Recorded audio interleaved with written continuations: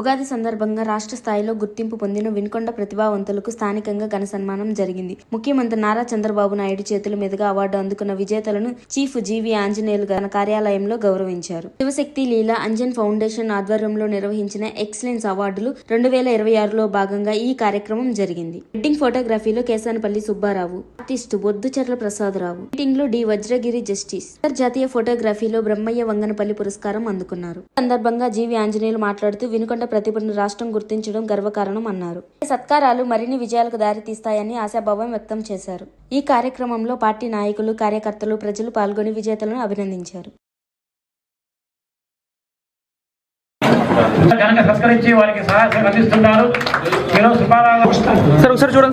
సరే ఎటువంటి విజయ ఆంజనేయులు గారిని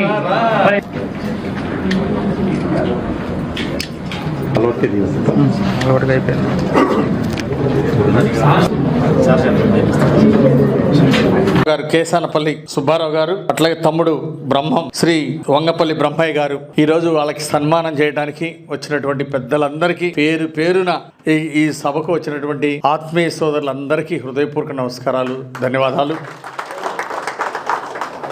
చాలా సంతోషం. మరి ఈరోజు